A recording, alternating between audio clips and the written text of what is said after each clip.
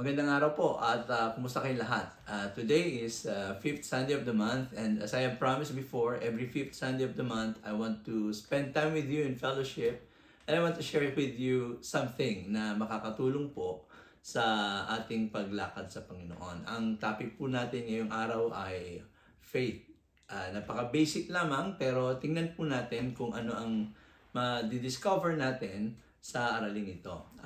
Sa pag-aaral natin ito, i-discuss po natin una sa lahat ang definition ng faith. Then titingnan din natin ang mga characters Old Testament na nag-demonstrate ng kanilang faith, the demonstration of faith. At titingnan din natin ng ilang sandali yung pong different levels of faith. Okay? And of course, makikita rin natin sa ating aralin yung defective na types of faith, no? And of course, sa huli, yung developmental po ng ating pananampalataya hanggang sa tumako po tayo sa conclusion. Tayo po'y manalangin saglit. Heavenly Father, Lord, into your hands we commit to you this fellowship. We commit to you the study of your words. I pray that your Holy Spirit will take full control of our discussion, and may you give us wisdom and understanding, and most of all, give us your grace so that we may be able to walk by faith, Lord God, and not by sight. Lord, we thank you. We bless you as I lift up to you our brethren, Lord God. May you give them your utmost blessing, Father, and protection. In Jesus' name, amen and amen. Again, faith. Ano po ang definition ng faith? Now, merong biblical definition ng faith. At kung i-contain lamang natin sa 11 verse 1 ng Hebrews ang definition nito, masasabi ko po that faith is universal. Okay? Dahil ang lahat po ng tao ay meron pong force within. Meron siyang driving force na siyang nagtutulak sa kanya para lakaran po niya yung kanyang inaasahan.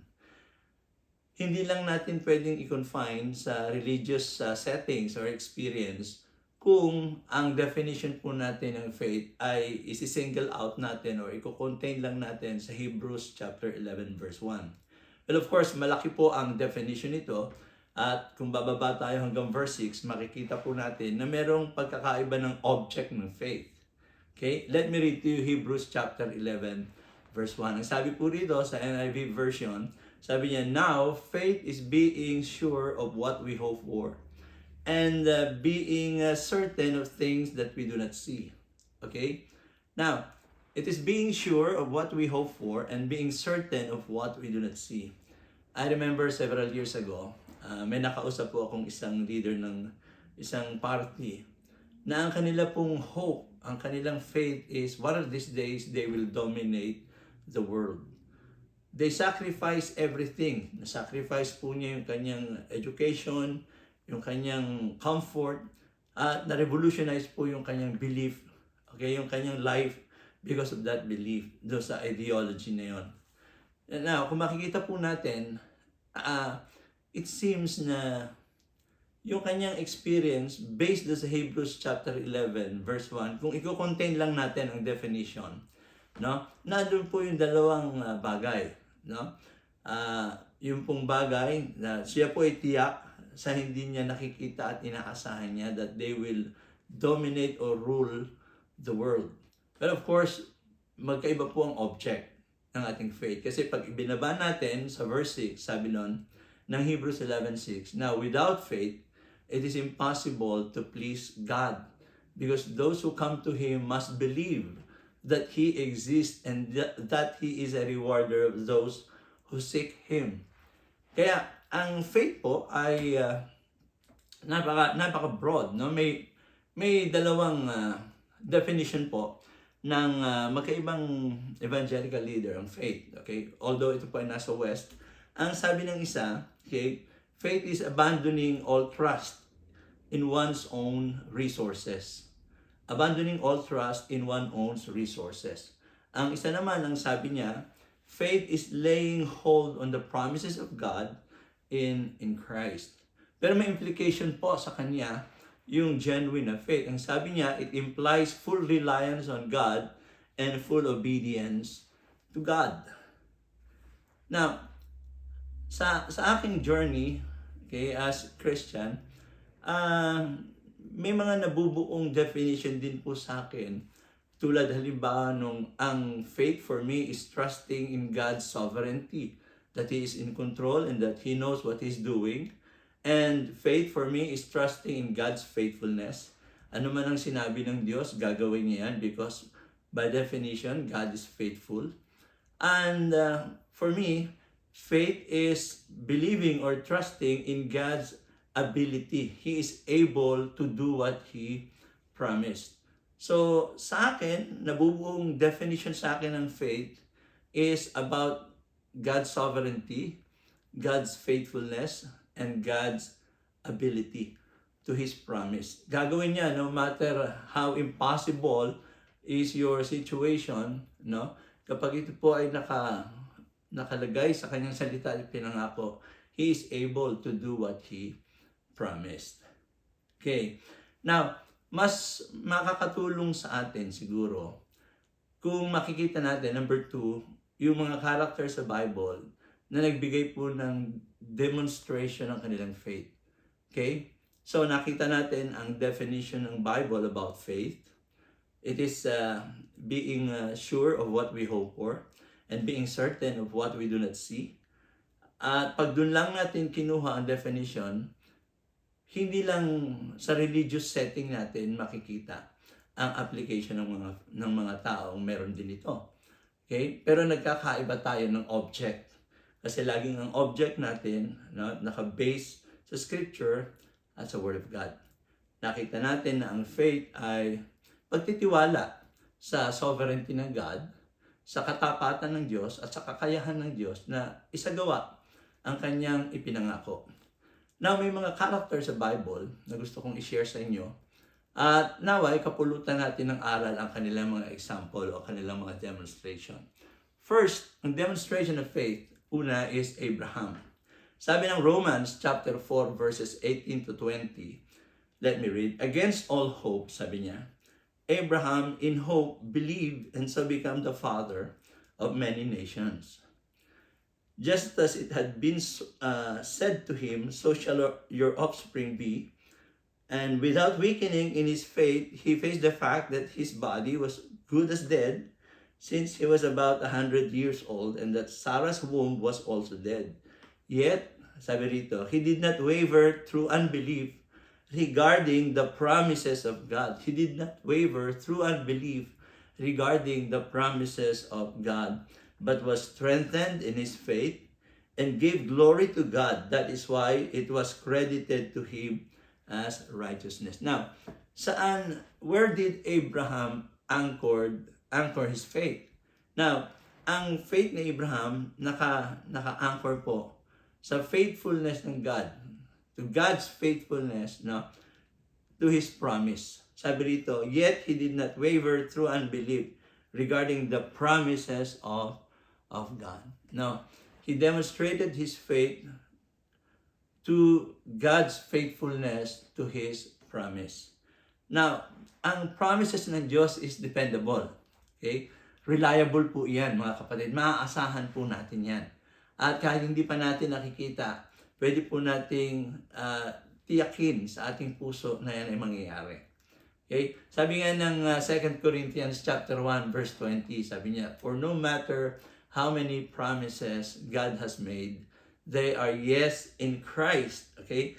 And so through Him, sabi niya, the amen is spoken by us to the glory of God. Now, both yung faith ni Abraham at yung ating faith, kung ilalagay po natin doon sa faithfulness ng God sa kanyang promise, okay, mabibigyan po ng kaluwalhatian ang ating Panginoon. Sabi doon sa Romans chapter 4 verse 18 to 22, sabi niya, and yet he did not waver through unbelief regarding to the promise of God, but was strengthened in his faith and gave glory to God. At sa 2 Corinthians chapter 1, sabi ron, so that the amen is spoken by us to the glory of God. So Abraham anchored his faith to God's faithfulness to His promise. Now, maasahan po yan. Makakatiyak po tayo. Si Joseph, another character sa Old Testament, makikita po natin na iba naman ang demonstration ni Joseph sa kanyang faith sa kay Abraham. Makikita natin yan sa Genesis chapter 45 verses 7 to 8. At ang sabi po rito, "But God sent me ahead of you to preserve for you a remnant on earth and to save your lives by a great deliverance. So then, it was not you who sent me here, but God. He made me father to Pharaoh, lord of his entire household, and ruler of all Egypt." Now, kung si Abraham, ang anchor ng kanyang faith is to God's faithfulness, okay, sa kanyang promise. Si Joseph naman, ang demonstration ng kanyang faith is to God's faithfulness to his purpose. Na-realize niya that it was not his brothers who sent him ahead of to Egypt. Sabi niya, but it was God. No? And he accepted the fact na yung kanyang experiences, okay, yung kanyang ups and down, no, ay may kinalaman ng sovereignty ng God. And that God is in control at magko-conform do sa purpose o yung sovereignty ng God yung kanyang pinagdaraanan. But of course, ang New Testament, sinasabi rin po yan. Okay? Ang Ephesians chapter 1 verse 11, maliwanag po na sinasabi that in Him, okay, we were also chosen, having been predestined according to the plan of Him who works out everything in conformity with the purpose of His will. In conformity with the purpose of His will. So, ang definition ng faith is being sure of what we hope for and being certain of what we do not see. Pero ang object ng faith for Abraham ay ang faithfulness ng God sa kanyang promise. At ang object ng faith ni Joseph sa God is yung faithfulness niya sa kanyang purpose. May mas malaking nakikita ang Diyos sa mga pinagdadaanan ni Joseph. Number 3, si Moses. Makikita rin po natin ang object ng faith ni Moses at ang kanyang demonstration ng faith. Makikita natin sa Hebrews chapter 11. Yun ang maganda sa Hebrews chapter 11 kasi napakaraming characters na sinasabi ron kung anong demonstration ng kanilang faith. Pero si Moses, kinuha ko pong example kasi ibang demonstration naman ang object ng faith niya sa God. Ano po yun? Sabi dito sa Hebrews chapter 11 verses 24 to 25, "By faith, Moses, when he had grown up, refused to be known as the son of Pharaoh's daughter." Okay? He refused to be known as the son of Pharaoh's daughter. He chose to be mistreated along with the people of God. Okay? Along with the people of God rather than to enjoy the fleeting pleasures of sin. No, he refused, sabi ganon, he refused, okay, to be known as the son of the daughter of Pharaoh or Pharaoh's daughter. Anong ginawa ni Moses? Sabi dito, he identified himself with the people of God. Ang object ng faith ni Moses sa God, okay, ay yung faithfulness ng God sa kanyang mga anak. God's faithfulness to His people. For Abraham, it was God's faithfulness to His promise. For Joseph, it was God's faithfulness to His purpose. And for Moses, it was God's faithfulness to His people. No? The people of Israel, sabi nga ni Paul sa Romans chapter 9, verses 4 to 5.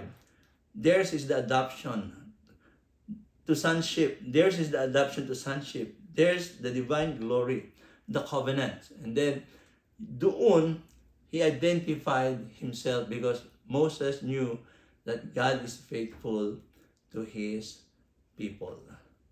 Now, nakita natin kung ano ang definition ng faith. Definition ng faith, it is being sure of what we hope for, and it is being certain of things we do not see. But ang object ng ating faith ay katulad po ng demonstration ng faith ni Abraham, ni Joseph, and Moses. Now, sa New Testament, ito po ay dadaanan ko lamang ng bahagya. Makikita po natin na merong different levels po ang ating faith.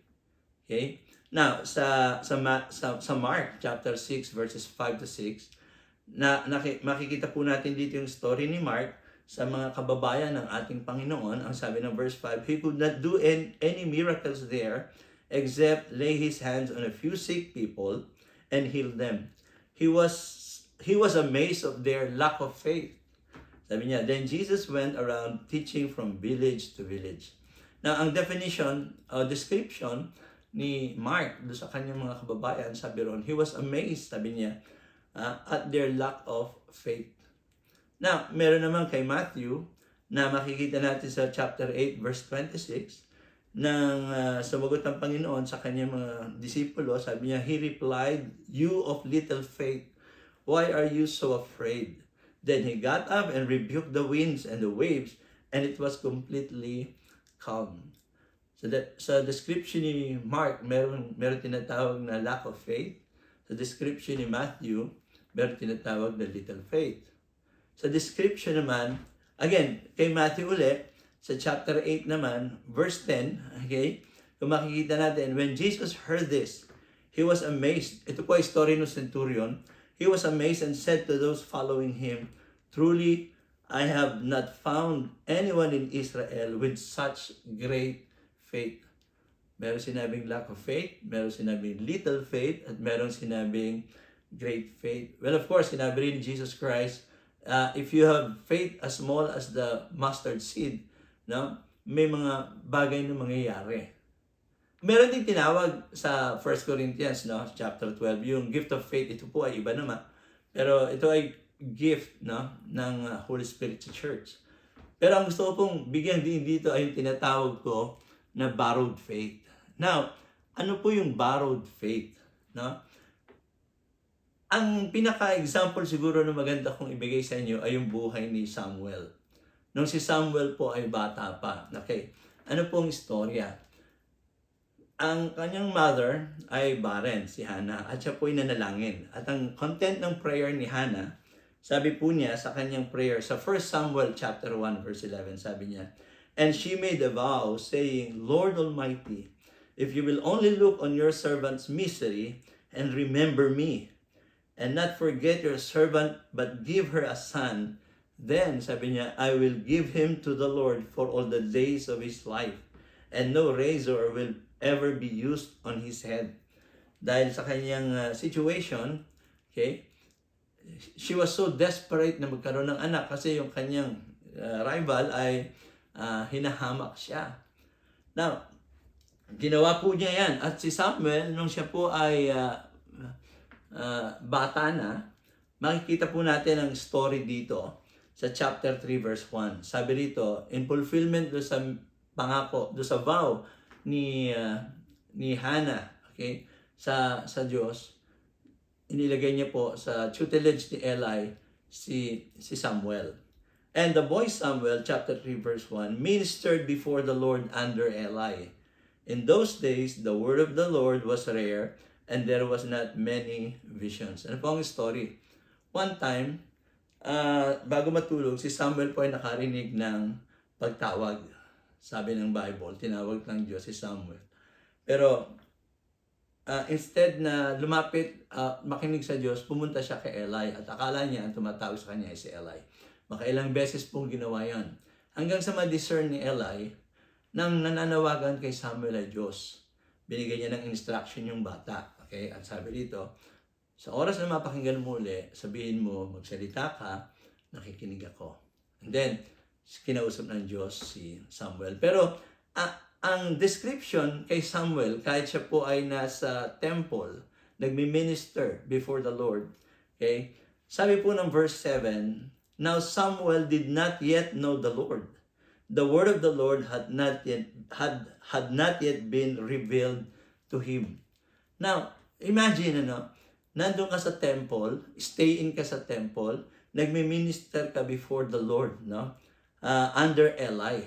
And yet, sabi sa Bible, Samuel did not yet know the Lord. Bakit? bakit napunta in the first place si Samuel sa temple? No? Yan po ay panata or pangako ng kanyang ina. So, inilagay niya sa temple si Samuel dahil may paniniwala siya sa Diyos. Pero yung paniniwala ni Hannah ay hindi pa nagiging paniniwala ni Samuel. Hindi pa niya na-experience ang God. Pero dumating yung time na tinawag siya ng Diyos. That was the only time na nakinig siya at nakilala niya ang Diyos. Kaya sabi ng Bible, the boy Samuel grew up in the Spirit and in wisdom. So, nakakatuwa po kasi yung borrowed faith, maaaring marami sa ating simbahan, no? Yung mga anak ng ating mga member, hindi lahat pero wala pang experiential faith, pero active na sa ministry. No? Kaya yun po ang ating titingnan mga pastors para makapag-minister at maging malinaw po sa kanila yung kanilang pinapaniwalaan. Dahil until such time na ang experience po ng faith ay maging personal sa kanila, that's the only time na mag-grow sila sa faith at sa kanilang paglakad sa ating Panginoon. So, ang borrowed faith ay yung faith na dinadala ng isang tao na hindi pa niya experience pero faith ng kanya, it's either magulang o kaya fiancé o kaya napasama siya sa kanyang mga kaibigan. Okay? Kaya yung levels ng faith, no, magsisimula po yan sa totoo do sa borrowed faith. Hindi mo ba personal, pero lumalakad ka, naniniwala ka ng konti. At naging lack of faith, little faith, and great faith. Okay?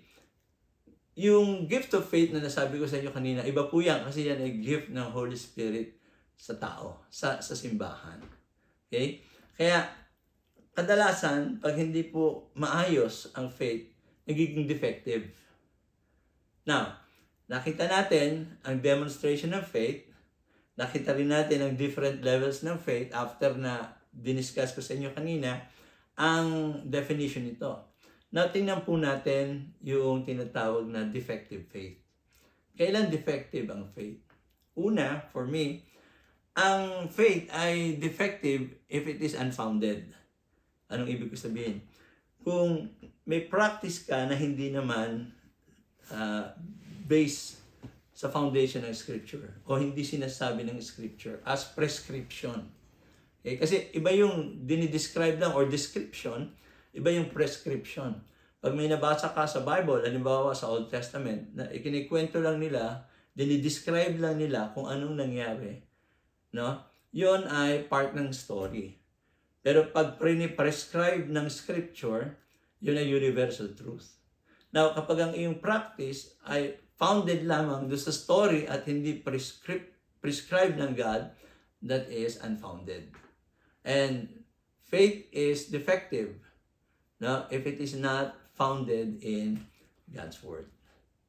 Now, another thing, faith is defective, mga kapatid, if it misrepresents the nature or the character of God. Halimbawa, sa temptation ni Jesus sa Matthew chapter 4, there was a time ang sabi po ng enemy, ng devil, if you are the Son of God, he said, throw yourself down, sabi niya. Inuudyo kanyang tumalon si Jesus Christ do sa pinakil niya, no? For it is written, He will command His angels concerning you, and they will lift you up in their hands, so that you will not strike your foot against the stone.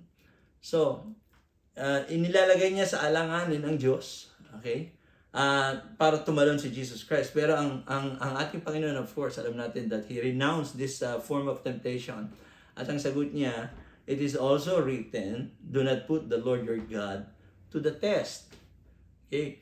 Marami pong mga practices, mga kaibigan, mga kapatid, okay, na yung faith ay instead na maging testimony, ay inilalagay sa kompromiso ang Diyos at pagkatapos i-invoke niya na sa kanyang sitwasyon mag-manifest ang faithfulness ng God. Okay?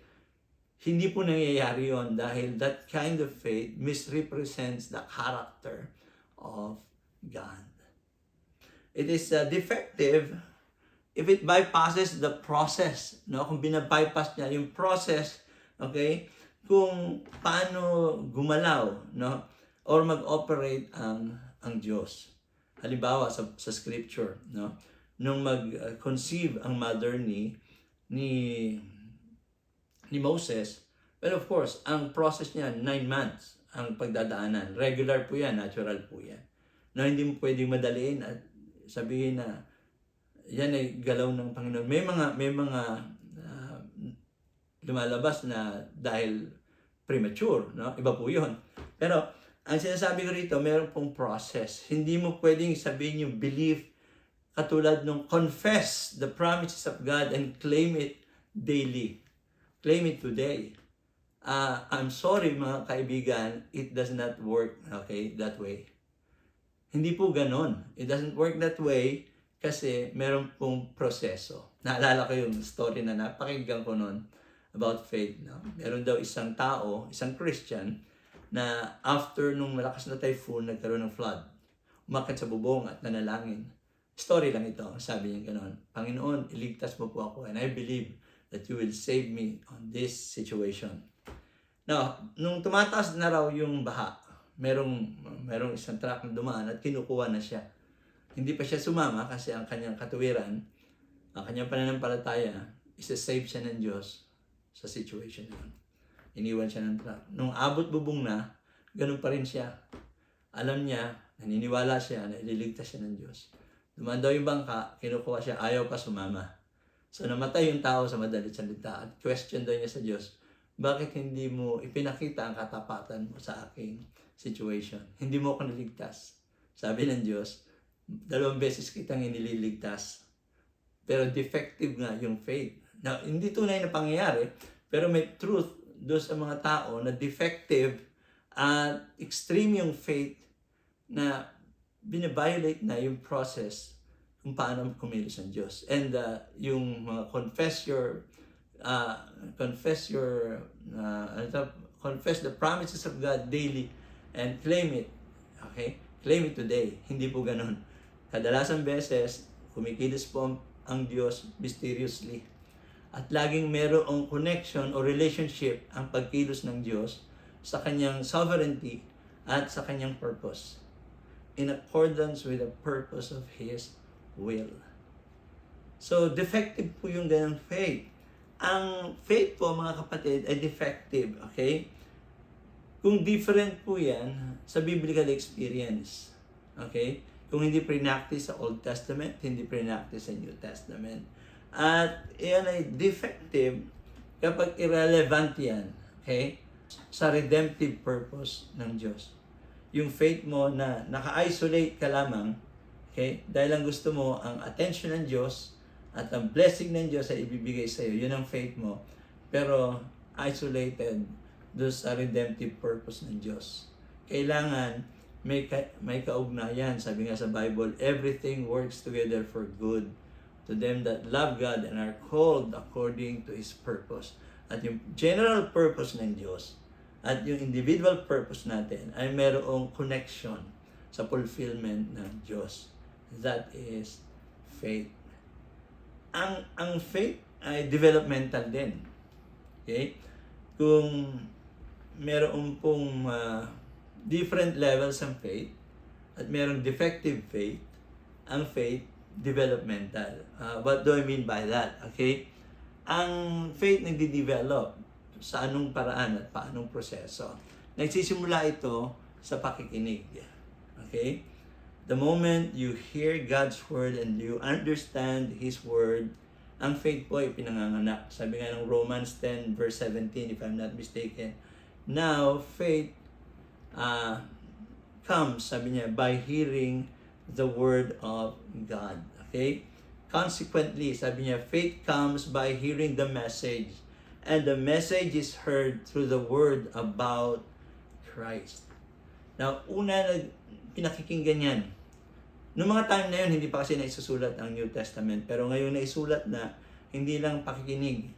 Nakakatulong din yung pagbabasa at pag-aaral ng salita ng Diyos. At dito, pinapanganak ang faith. magiging experiential lang yan kapag pinaniwalaan mo.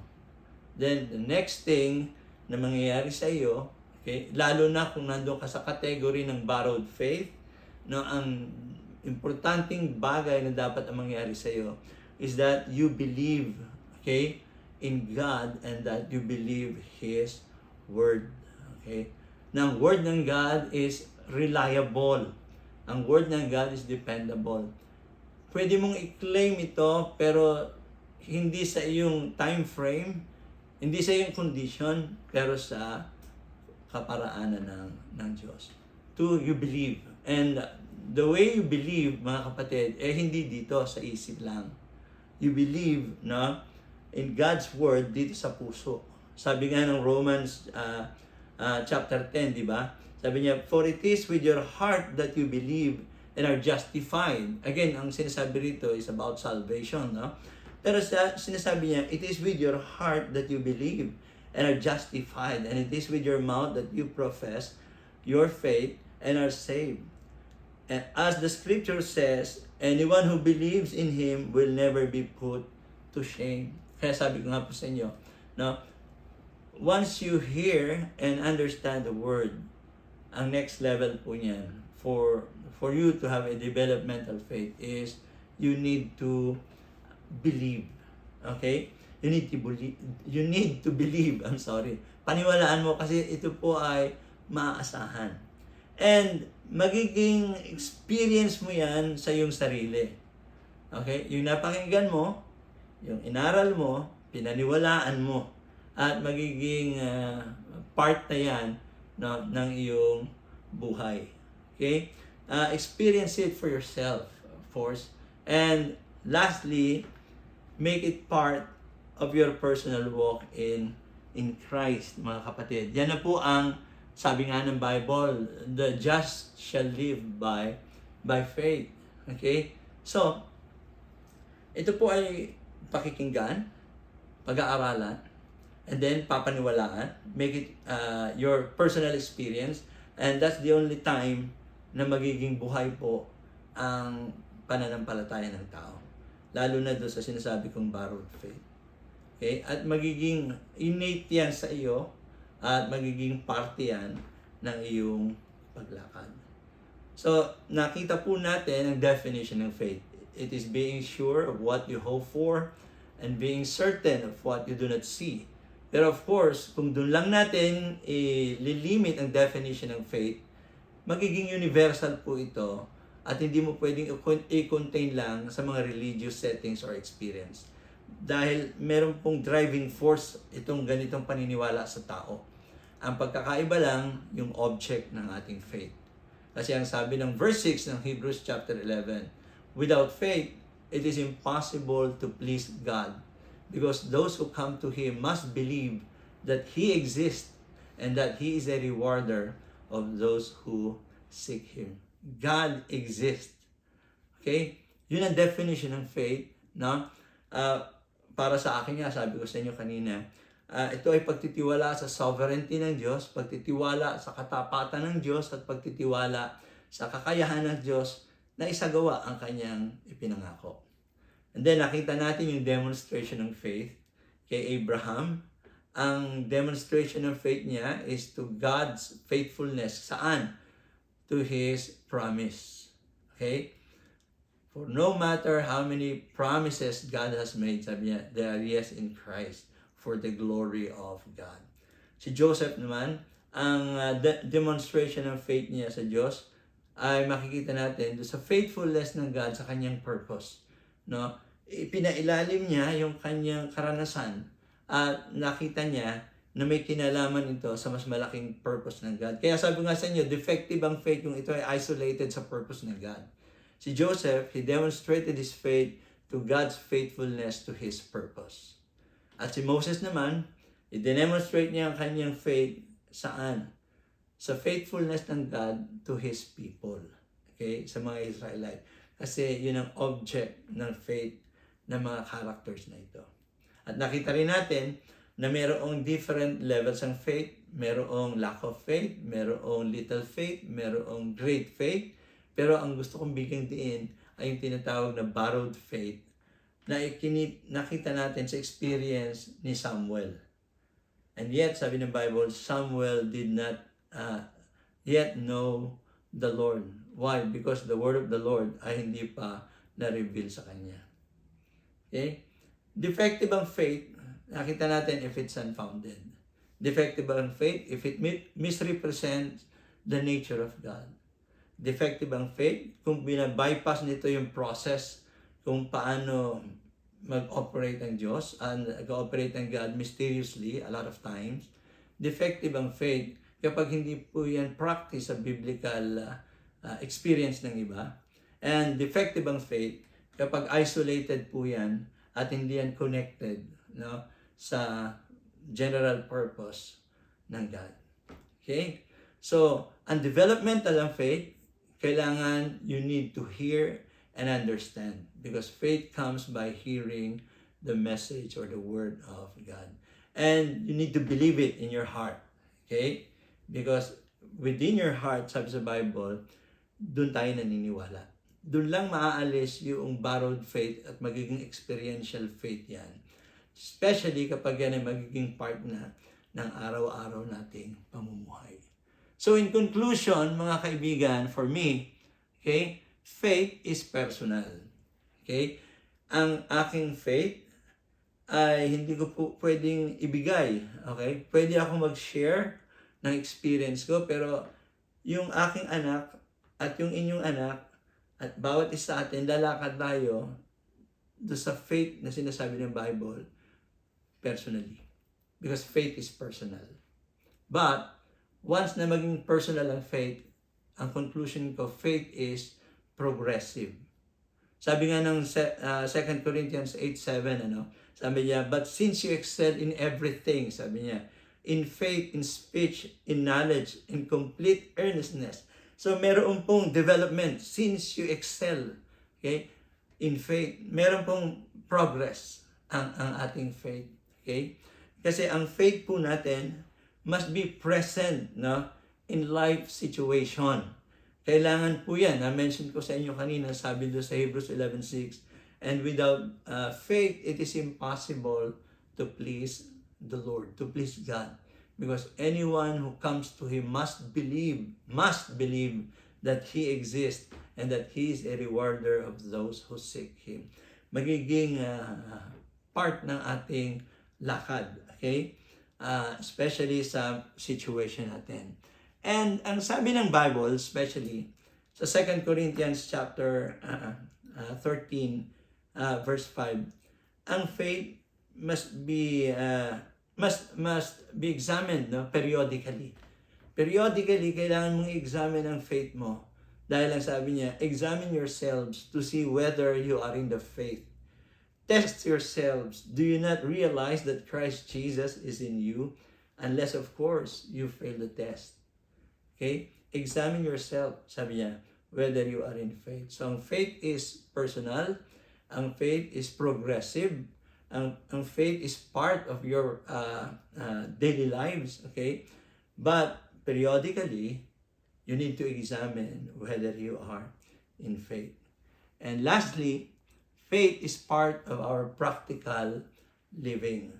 Now, ang sabi ng Bible, for in the gospel, the righteousness of God is revealed, a righteousness that is by faith from first to last. Just as it is written, the righteous will live by faith.